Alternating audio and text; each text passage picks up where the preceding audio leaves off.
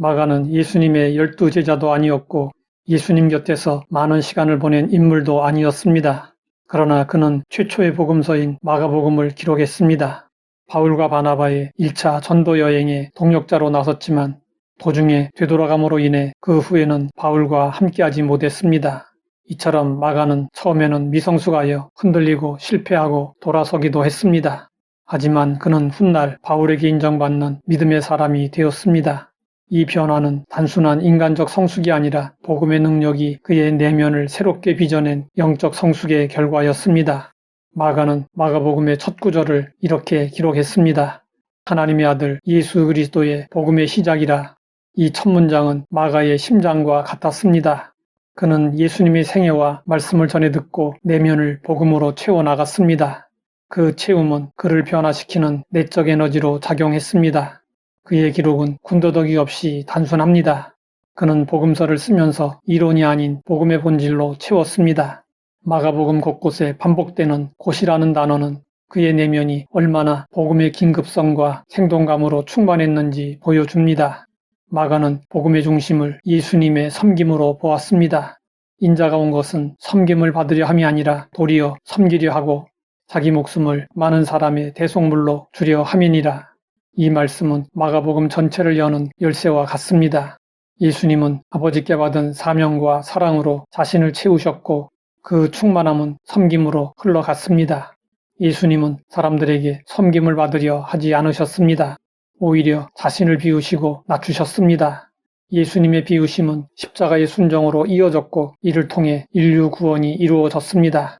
마가는 예수님이 섬김을 위해 자신을 비우셨고 이 비움이야말로 가장 충만한 은혜의 능력이었음을 깨달았습니다. 마가의 심령이 은혜로 채워지자 그에게도 비움이 시작되었습니다. 복음으로 채워진 마음은 결국 자신을 비우는 자리로 나아가게 되어 있습니다.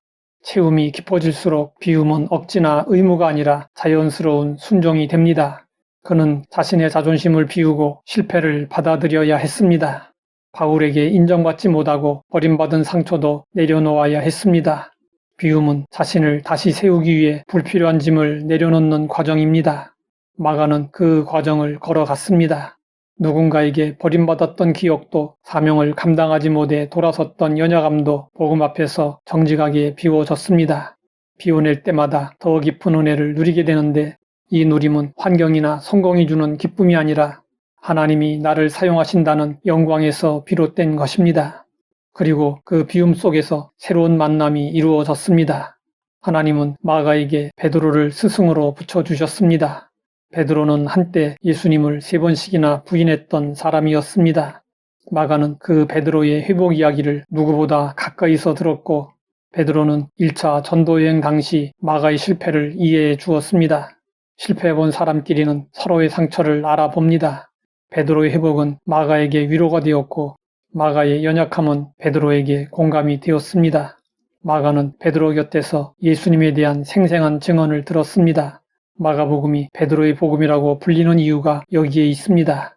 마가는 베드로와 함께하면서 자신의 미숙함을 비워냈습니다. 마가복음은 예수님이 누구신가에 집중한 가장 선교적인 기록입니다. 마가복음은 로마의 박해 속에서도 믿음을 지키던 성도들에게 용기와 위로를 제공했습니다. 마가는 복음서를 쓰면서 자신의 이름을 언급하지 않았습니다. 벌거벗은 채 도망친 어느 청년을 마가로 보는 교회의 전통이 있지만 확정할 수는 없습니다. 마가는 자신의 정체를 드러내기보다 복음의 증언에 집중했습니다. 그는 자신을 완전히 비우고 복음만 남도록 했습니다. 이것이 마가의 비움의 영성이었습니다. 그리고 마가는 은혜를 누리는 자리에 들어서게 되었습니다. 마가가 누린 은혜는 내가 복음을 썼다는 만족이 아니라 하나님께서 나 같은 사람을 그리스도의 복음의 도구로 사용하셨다는 기쁨과 감사였습니다. 역사적으로도 마가복음은 선교에 결정적인 역할을 했습니다. 마가복음의 간결한 기록은 이방인들에게 예수님을 가장 빠르게 전하는 통로가 되었고 초대교회는 마가복음을 가지고 세계 곳곳에 복음을 전했습니다. 마가에게서 본 이 삼중의 영성은 우리에게도 여전히 유효하고 필요합니다. 우리 안에 복음으로 채우면 삶의 방향이 다시 잡히고 비움이 일어나면 하나님이 채우실 공간이 열리며 은혜를 경험하고 누리게 됩니다. 하나님 아버지, 실패와 상처를 복음으로 회복시켜 주시니 감사합니다. 우리도 마가처럼 복음으로 채우고 상처를 비우고 은혜를 누리게 하옵소서. 예수님의 이름으로 기도드립니다.